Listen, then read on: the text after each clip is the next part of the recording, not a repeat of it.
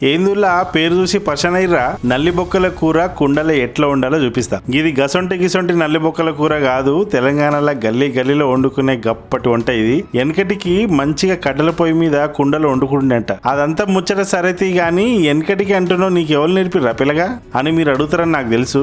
సిరిసిల్ల కరీంనగర్ లో పుట్టిన నర్సమ్మ చిన్నప్పుడు మా ఇంటి పక్కన ఉంటుండే రామ్నగర్ రిసాలగడ్డ కల్కంపూడి దగ్గర కూరగాయల నర్సమ్మ అంటుండే మా అమ్మ గిట్లా. నేను పెద్దమ్మ అంటుండే. ఇప్పుడు లేదు గాని కాలం చేసింది. దీని వెనుక ఒక ముచ్చటుందిలా. ఒకనాడు కూరగాయల నరసమ్మ పెద్దమ్మ మంచిగా ఈ మటన్ కట్టెల పొయ్యి మీద వండి మా అమ్మకి మొత్తం అంత గిన్నెలు వేసి తినే పొల్ల అని ఇచ్చిందంట. పాపం మా అమ్మ ఏం చేసింది, అరే రే మా ఆయనతో కలిసి తింటా అని కూర్చుంది. ఇంకా చాలా పెద్ద కథ అయింది, గదంతా ఎప్పుడైనా చెప్తుంది గాని చూస్తా మా బాబు వచ్చిండు. ఒక మంచి మోటార్ బైక్ కొని అమ్మకు సర్ప్రైజ్ ఇద్దామని నీకొక సర్ప్రైజ్ అన్నాడు. మా అమ్మేమో నీకొక సర్ప్రైజ్ ఫస్ట్ నేనే చూపిస్తా అని పాపం గా మటన్ కూర చూపించింది. గంతే లొల్లి పెట్టిండు.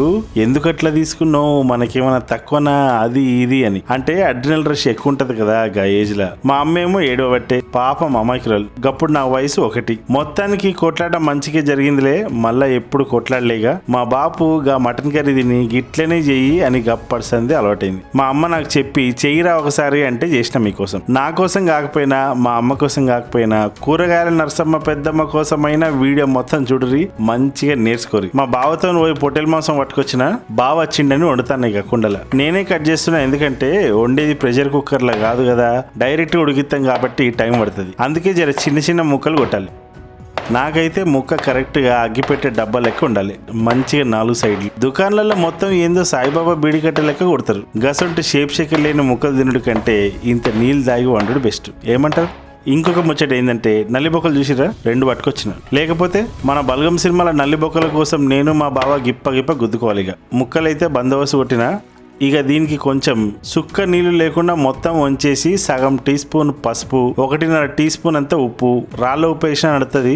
ఇక నేనేందంటే పింక్ సాల్ట్ అలవాటై వేస్తున్నా. కారం మాత్రం 2 టేబుల్ స్పూన్స్ నిండా గట్టిగా వేయాలి. అల్లం ఎల్లిగడ్డ కూడా 2 టేబుల్ స్పూన్స్ అంత వేయాలి. ఇంట్లోనే కొంచెం మంచిగా కలిపేసి చెప్తున్నా, మళ్ళా సుక్క నీళ్లు కూడా ఉండొద్దు. ఉప్పు కారాలు కలిపేటప్పుడు జర ఫైలం కొడక నల్లి బొక్కలు ఉన్నాయి, ఆయనతో చేతులకి గుచ్చుకోగల. ఖాళీ అర్ధగంట పెట్టారు పక్కన.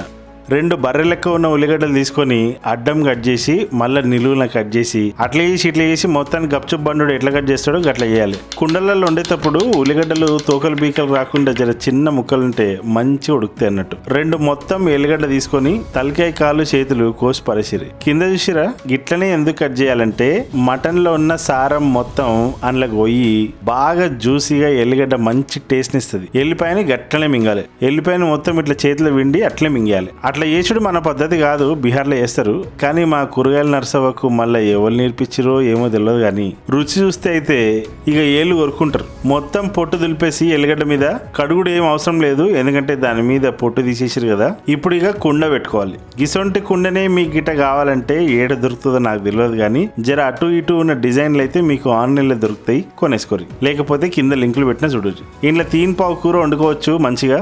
డీప్ 6 ఇంచులు ఉంది. ఇంట్లో నూనె ఎక్కువ పట్టది.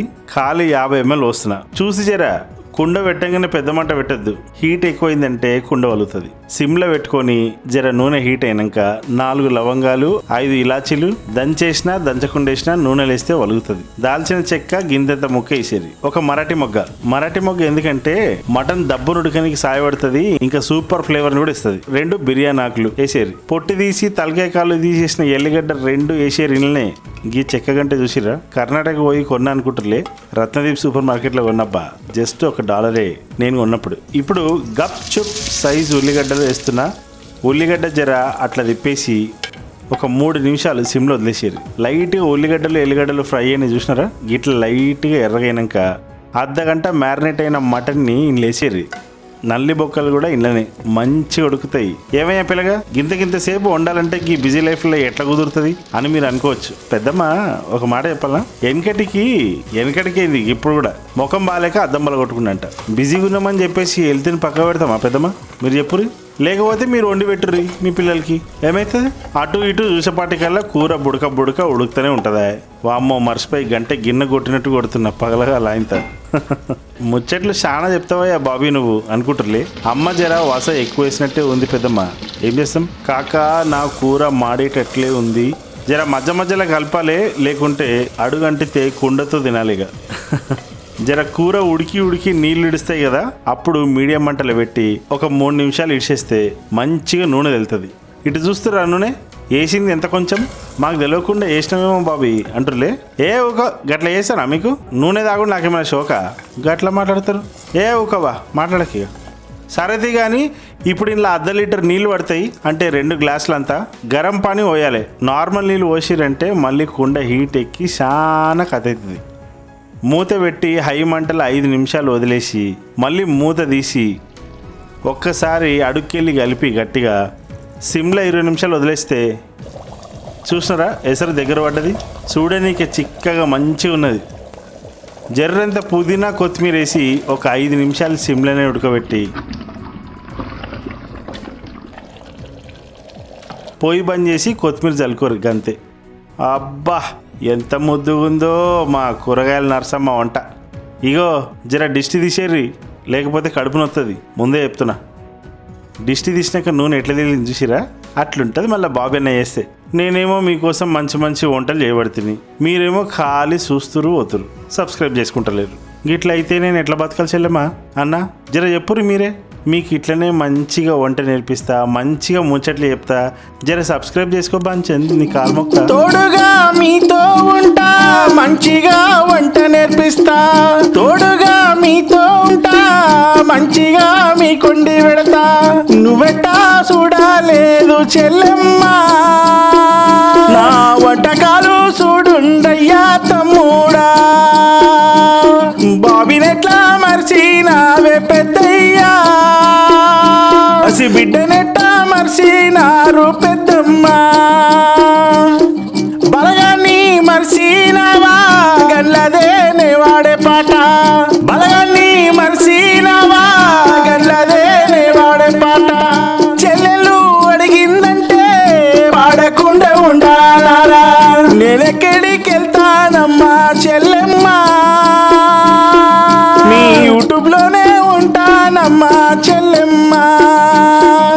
ఇవాళ నల్లి బొక్కల కూర మీకోసం వండి చూపిస్తుంటే మీకు పిచ్చి ఎక్కుతుందేమో.